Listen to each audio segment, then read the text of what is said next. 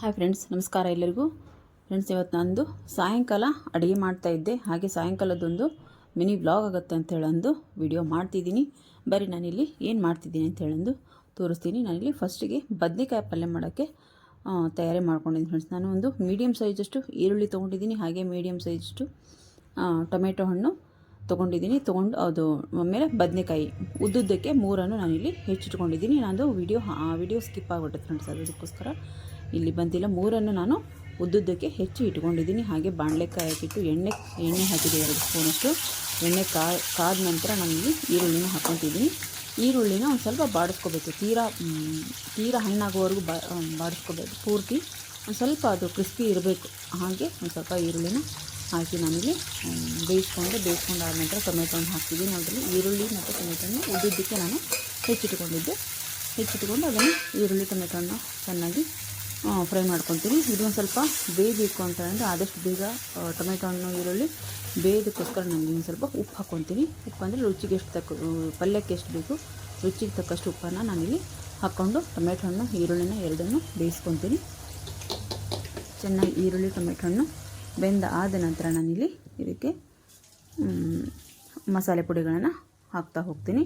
ಇದಕ್ಕೆ ನೋಡಿರಿ, ಉಪ್ಪು ಹಾಕಿ ನಾನಿಲ್ಲಿ ಟೊಮೆಟೊ ಹಣ್ಣು ಈರುಳ್ಳಿ ಬಾಡಿಸ್ಕೊಂಡಿದ್ದೀನಿ. ಹಾಗೆ ಇದಕ್ಕೆಲ್ಲ ಖಾರ ಮತ್ತು ಅರಿಶಿನ ಪುಡಿ, ಮಸಾಲೆ ಪುಡಿ ಎಲ್ಲನೂ ಹಾಕ್ಕೊತೀನಿ ಫ್ರೆಂಡ್ಸ್. ಭಾಳ ಚೆನ್ನಾಗಿರ್ತದೆ ಪಲ್ಯ, ಮಾತ್ರ ಸೂಪರಾಗಿರುವಂಥ. ಆಮೇಲೆ ರೊಟ್ಟಿ, ಚಪಾತಿ, ಅನ್ನದ ಜೊತೆಗೂ ನೀವು ಆರಾಮಾಗಿ ಅದನ್ನ ಹಚ್ಕೊಂಡು ತಿನ್ಬೋದು.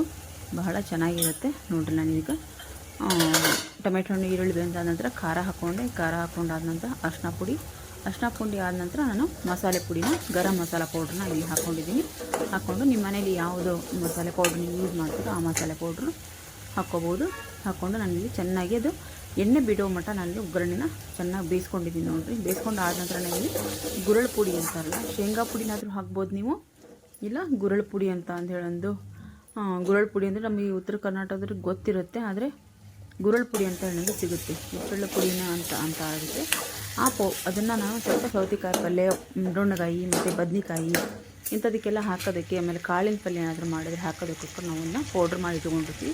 ಅದನ್ನು ನಾನು ಹಾಕಿ ಚೆನ್ನಾಗಿ ಇದನ್ನು ಮಿಕ್ಸ್ ಮಾಡ್ಕೊತೀನಿ. ಮಿಕ್ಸ್ ಮಾಡ್ಕೊಂಡಾದ ನಂತರ ಇದು ಒಂದು ಸ್ವಲ್ಪ ಬದನೆಕಾಯಿ ಎಣ್ಣೆಲೇ ಬೇಯಬೇಕು.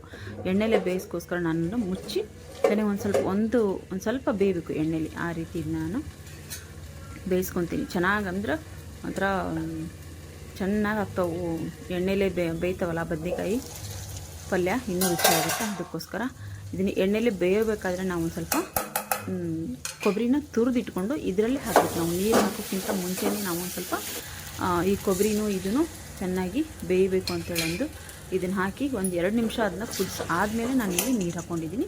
ಒಂದು 2 ನಿಮಿಷ ಅದನ್ನ ಬೇಯಿಸಾದ್ಮೇಲೆ ಇಲ್ಲಿ ಸ್ವಲ್ಪ ನಮಗೆ ಎಷ್ಟು ಬೇಕೋ ಅಷ್ಟು ನೀರು ಹಾಕಬೇಕು. ಯಾಕಂದರೆ ರೊಟ್ಟಿ ಚಪಾತಿಗೆ ಚೂರು ತೀರ ಒಣ ಆದರೆ ಚೆನ್ನಾಗಿ ಆಗಂಗಿಲ್ಲ ಅಂತ ಹೇಳಿದ್ರೆ ಅಲ್ಲಿ ಒಂದು ಸ್ವಲ್ಪ ರಸ ಬೇಕು ನನಗೆ ಅಂತ ಹೇಳಿದ್ರೆ ಸ್ವಲ್ಪ ನೀರು ಹಾಕ್ಕೊಂಡು ನಾನು ಇದನ್ನ ಬೇಯಕ್ಕಿಟ್ಟಿದ್ದೀನಿ.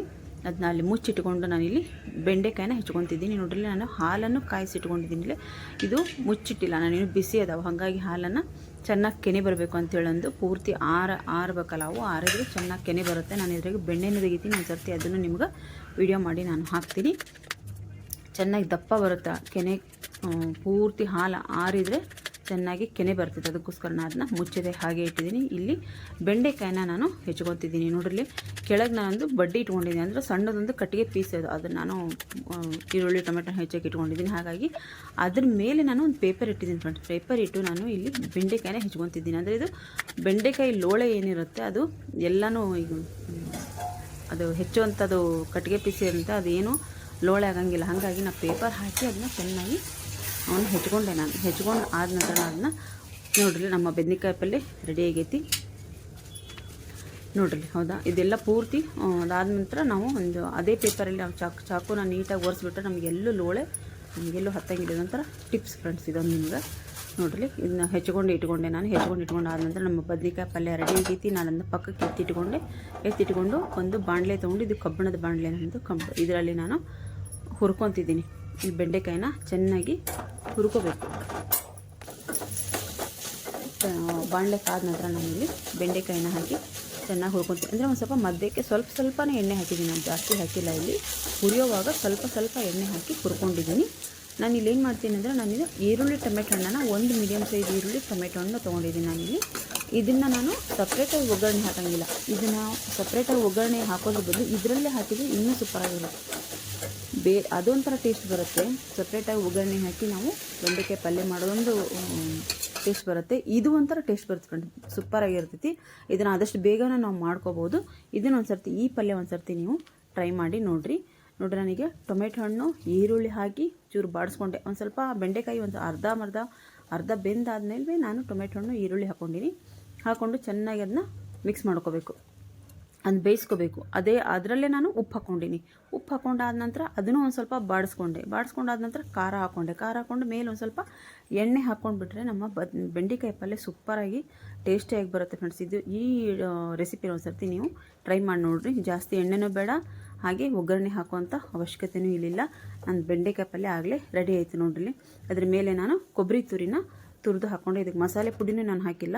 ಹಾಗೆಯೇ ಚಪಾತಿ ರೊಟ್ಟಿ ಜೊತೆಗಂತೂ ಸೂಪರ್ ಕಾಂಬಿನೇಷನ್ನು. ನೀವು ಈ ರೆಸಿಪಿನ ಒಂದು ಸರ್ತಿ ಟ್ರೈ ಮಾಡಿ ನೋಡಿರಿ. ಹಾಗೆ ನಾನಿಲ್ಲಿ ಇನ್ನೊಂದು ಇದು ನೋಡಿರಿ, ನಮ್ಮ ಬೆಂಡೆಕಾಯಿ ಪಲ್ಯನ ನಾನು ಅಂದರೆ ಅದಕ್ಕೆ ಕಬ್ಬಣದ ಬಾಣಲೆ ಅಲ್ಲ, ಇದು ಟೊಮೆಟೊ ಹಣ್ಣು ಹಾಕಿದ್ದೀನಿ ನಾನು. ಒಂದು ಸ್ವಲ್ಪ ಹೊತ್ತು ಅದರಲ್ಲೇ ಬಿಟ್ಬಿಟ್ರೆ ಅದೇನಾಗುತ್ತೆ, ಒಂದು ಸ್ವಲ್ಪ ಕಪ್ಪು ಆಗ್ಬಿಡ್ತೈತೆ ಪಲ್ಯ. ಹಾಗಾಗಿ ನಾನು ಕಬ್ಬಣ ಬಾಣಲೆಯಿಂದ ಬೇರೆ ಪಾತ್ರೆಗೆ ನಾನು ಅದನ್ನು ತೆಕ್ಕೊಂಡೆ. ಇಲ್ಲಿ ಮಧ್ಯಾಹ್ನ ನಾನು ಸೊಪ್ಪು ಹಾಕಿ ಸಾಂಬಾರು ಮಾಡಿ ಇಟ್ಕೊಂಡಿದ್ದೆ. ಮೆಂತ್ಯ ಸೊಪ್ಪು ಹಾಗೆ ಪಾಲಕ್ ಸೊಪ್ಪು ಅದನ್ನ ಇಲ್ಲಿ ಬಿಸಿ ಮಾಡಿ ಇಟ್ಕೊಂಡಿದ್ದೀನಿ. ಇಲ್ಲಿ ಇನ್ನೊಂದು ರೆಸಿಪಿ ನಾನು ನಿಮಗೆ ತೋರಿಸ್ತೀನಿ. ಇದೊಂಥರ ಫುಲ್ ಮೀಲು. ಇದು ನೋಡಿರಿ, ನಮ್ಮ ಮನೆ ಈ ಕಡೆ ಉತ್ತರ ಕರ್ನಾಟಕ ಕಡೆ ರೊಟ್ಟಿನ ಬಡ್ದಿಟ್ಕೊಂಡಿರ್ತಾರೆ ನೋಡಿರಿ, ತೆಳ್ಳಗೆ ಈ ರೀತಿ ರೊಟ್ಟಿ ಬಡ್ದಿಟ್ಟಿರ್ತಾರೆ. ಈ ಕಡೆ ಮದುವೆಗಳಲ್ಲಂತೂ ಇದು ಫೇಮಸ್ ಫ್ರೆಂಡ್ಸ್. ಇದು ರೊಟ್ಟಿನ ಎಣ್ಣೆಯಲ್ಲಿ ಕರೆದು ನಾವು ಅದ್ರ ಮೇಲೆ ಶೇಂಗಾ ಪುಡಿ ಇಲ್ಲ ಪುಟಾಣಿ ಪೌಡ್ರು ಉದುರಿಸಿದ್ರೆ ಸೂಪರಾಗಿರೋಂಥ ರೊಟ್ಟಿ ರೆಡಿ ಆಗ್ತಾವೆ. ಇವು ಹಲ್ಲಿಲ್ಲ ಅನ್ನೋರು ಸಹಿತ ಇದನ್ನ ಇಷ್ಟಪಟ್ಟು ಆರಾಮಾಗಿ ತಿನ್ಬೋದು, ಅಷ್ಟು ಚೆನ್ನಾಗಿ ಕುರುಕುರು ಅಂತಿರ್ತಾವೆ. ಇದನ್ನು ಒಂದು ಸರ್ತಿ ನೀವು ರೆಸಿಪಿನ ಟ್ರೈ ಮಾಡಿ ನೋಡಿರಿ ಮನ್ಯಾಗ. ಹಾಗೆ ಈ ವಿಡಿಯೋ ಇಷ್ಟ ಆಗೈತೆ ಅಂತ ಹೇಳಂತ ತಿಳ್ಕೊಂಡಿದ್ದೀನಿ ನಾನು. ನಾನು ಅಡುಗೆನೂ ರೆಡಿ ಆಯಿತು ನೋಡ್ರಿ. ಎಷ್ಟು ಕ್ರಿಸ್ಪಿಯಾಗಿದ್ದಾವೆ ಅಂದರೆ ರೊಟ್ಟಿ ಎಷ್ಟು ಕ್ರಿಸ್ಪಿಯಾಗಿದ್ದಾವೆ. ವಿಡಿಯೋ ಇಷ್ಟ ಆದರೆ ದಯವಿಟ್ಟು ಒಂದು ಲೈಕ್ ಮಾಡಿ, ಶೇರ್ ಮಾಡಿ, ಹಾಗೆ ಕಮೆಂಟ್ ಬಾಕ್ಸಲ್ಲಿ ಕಮೆಂಟ್ ಹಾಕೋದನ್ನು ಮರಿಬೇಡಿ ಫ್ರೆಂಡ್ಸ್.